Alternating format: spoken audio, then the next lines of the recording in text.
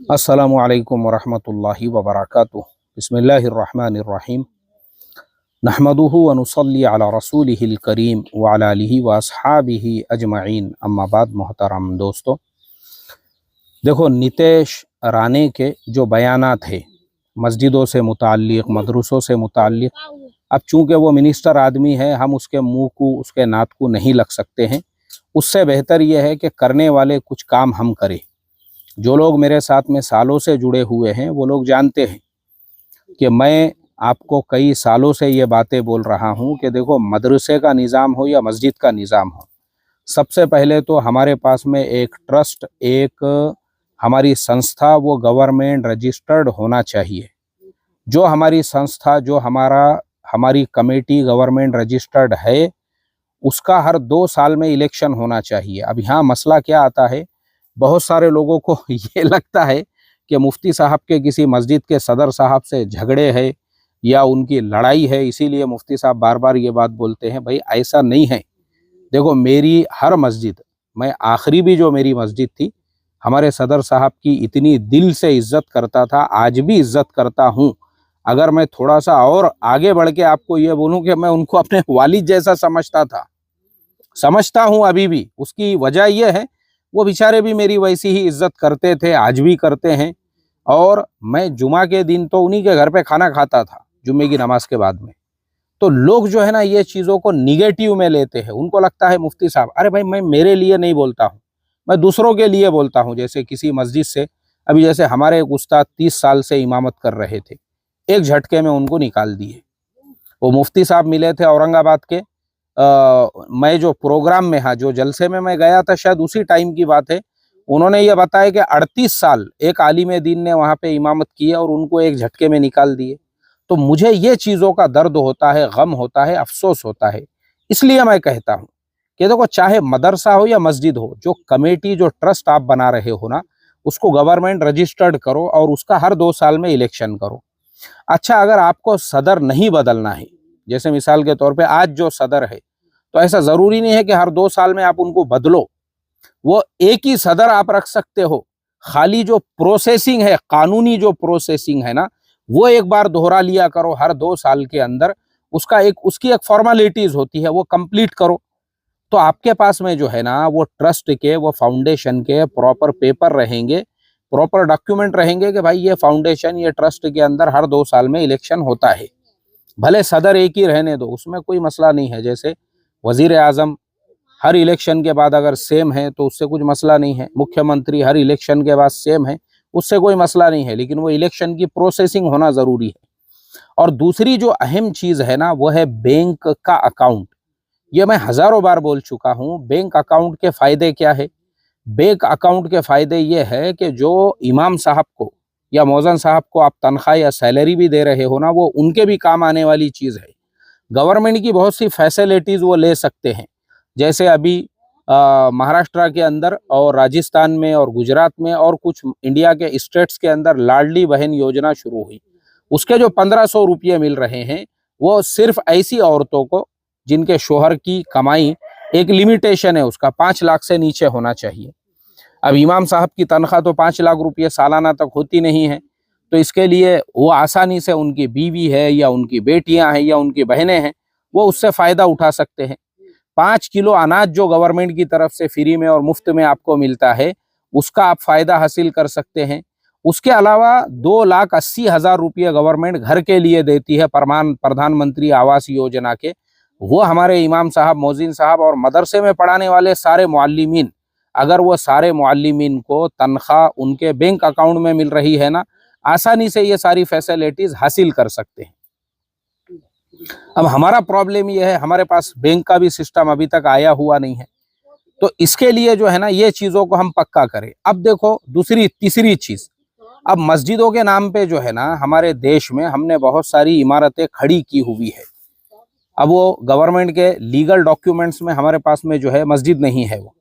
लेकिन अगर नहीं भी है ना, लेकिन ये चीज़ें आपके पास में प्रॉपर है, जैसे आपकी संस्था, जैसे आपका फाउंडेशन प्रॉपर गवर्नमेंट रजिस्टर्ड है, उसके सारे डॉक्यूमेंट्स है, उसका आपके पास में बैंक में अकाउंट है, और आप ये कहते हो कि भाई ये संस्था की प्रॉपर्टी है, तो भी उसको कोई धक्का नहीं लगा सकता है।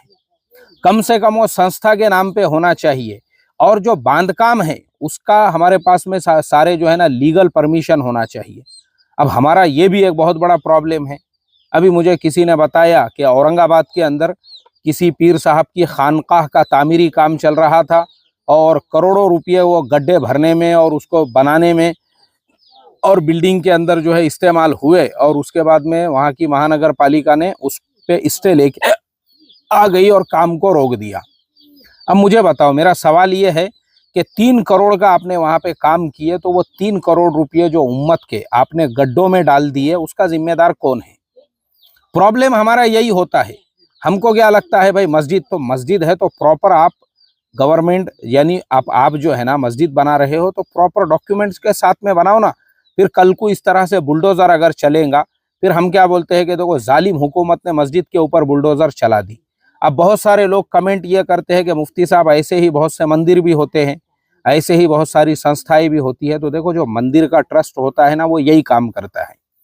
मंदिर वाले जो है, आप देखो, अभी जैसे आप गूगल पे जाके देख लो, जैसे साईं बाबा का मंदिर है, साईं बाबा प्रतिष्ठान है।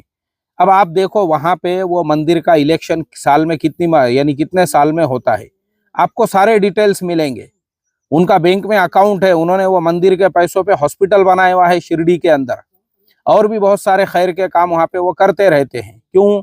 क्योंकि उनकी जो संस्था है ना भाई, वो प्रॉपर है। तो आप देखो, ये मंदिरों और इसी तरह से गुरुद्वारे हो गए सरदार लोगों के, आप देखो आपको कहीं पर भी एक भी गुरुद्वारा इलीगल जगह पे बना हुआ नहीं मिलेगा, बगैर परमिशन के बना हुआ नहीं मिलेगा। एक एक चीज का उनके पास में डॉक्यूमेंट होगा। और वो गुरुद्वारा प्रबंधक कमेटी बोलते हैं पूरे भारत में उसको, हर गुरुद्वारे की कमेटी को यही नाम दिया हुआ है उन्होंने। उसका बाज़ाब्ता इलेक्शन होता है और वो इलेक्शन होने के बाद में वो लोग तय करते हैं। तो इसके लिए हमारे यहाँ पर ही ये धांधलियाँ क्यों है? क्योंकि हमारे यहाँ पर एक आदमी जब सदर बन गया तो वो बाद में सदारत की कुर्सी छोड़ने को तैयार ही नहीं है, चाहे फिर वो मदरसे का सदर हो या मस्जिद का सदर हो। इसलिए दिक्कतें आती है। फिर जब बुलडोजर चलता है तब हम होश में आते हैं।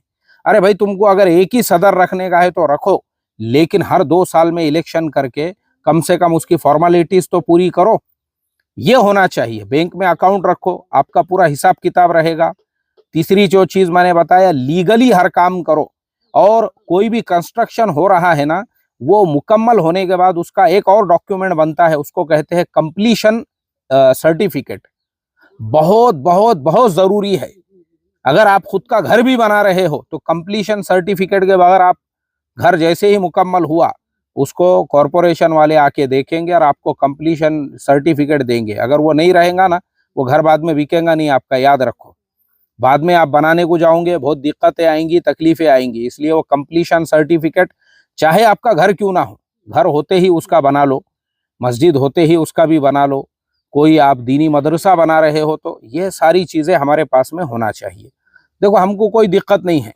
अपने क्या नाम है उसका, नितेश राणे, अगर वो रोज़ाना भी प्रेस कॉन्फ्रेंस बुलाए, रोज़ाना भी जो है वो इस तरीके के बयानात दे, उससे हमको कोई दिक्कत नहीं है।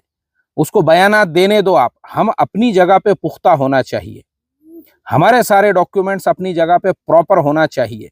हमारे हर पेपर अपने पास में हमारा अगर लीगलाइज है ना, कोई आपके बाल को भी धक्का नहीं लगाएगा, इतना आप याद रखो बस। तो इसीलिए मैं बार बार जो कहता हूँ ना, मस्जिद की कमेटी के बारे में, मदरसे की कमेटी के बारे में, वो सारी बातें मैं इसीलिए कहता हूँ ताकि आप अपनी जगह पे रहो। वरना फिर क्या होगा, आगे चल के ये लोग जो है ना कोई कदम उठाएंगे, कोई कार्रवाई होंगी, और अभी ये होने वाला है। मैं आपको वक्त से पहले आगाह कर रहा हूँ, बीजेपी जो गवर्नमेंट और जो हुकूमत है अभी, ये उनका एजेंडा है। जैसे सेंट्रल की गवर्नमेंट है, सेंट्रल की गवर्नमेंट इस तरह से जितने भी मजहबी इलीगल मकामात है, अभी ये जो जैसे वक्फ का बिल का मसला चल रहा है पार्लियामेंट में, उसी को मुद्दा बना के फिर क्या होगा, जब सेंट्रल गवर्नमेंट इस तरह का कदम उठाएंगी ना, तो जो स्टेट गवर्नमेंटें हैं वो अपने अपने ज़िले के अंदर कलेक्टर्स को, तहसीलदारों को ऑर्डर देंगी कि अपने अपने ज़िले में, तालुके के अंदर अपने अपने, फिर वो देंगे ग्राम पंचायत, और ऐसे ही जो है अपना जो तलाठी होता है, इस तरह से सर्वे होगा फिर गाँवों में कहाँ कितनी मस्जिदें हैं और कितनी लीगलाइज है और कितनी लीगलाइज नहीं है।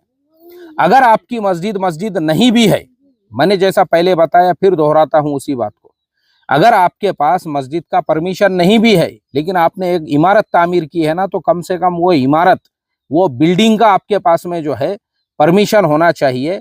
भले वो किसी संस्था के नाम पे भी अगर है, तो भाई हमारे ये संस्था की जगह है, ये हमारा समाज के कामों के लिए हमने बनाया हुआ है, एक हॉल है।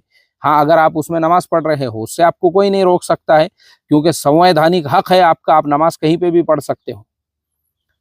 भले आप वो मस्जिद जो है मस्जिद के नाम पर ना हो, तो भी आपको कुछ दिक्कत नहीं है उसके अंदर, लेकिन ये चीज़ें आपके पास में होना चाहिए। तो बोलने दो ना, किसी को कुछ भी बोलने दो, और स्टेट गवर्नमेंटों को आगे चल के कोई भी कार्रवाई करने दो। अब मदरसों के लिए भी जो है, जो इस तरह के बयानात अभी शुरू हुए ना, वो इसीलिए, और मैं ये कम से कम सालों से बोल रहा हूँ, बच्चों को मदरसे के साथ स्कूल की भी तालीम, मदरसे वाले तो बहुत आसानी के साथ में मदरसे को स्कूल का भी नाम दे सकते हैं, और ज़िला परिषद से स्कूल का परमिशन ले सकते हैं, क्योंकि इमारत और बच्चे तो ऑलरेडी आपके पास है, टीचर भी आपके पास में है, खाली आपको एक दो और टीचर बढ़ाने की ज़रूरत है।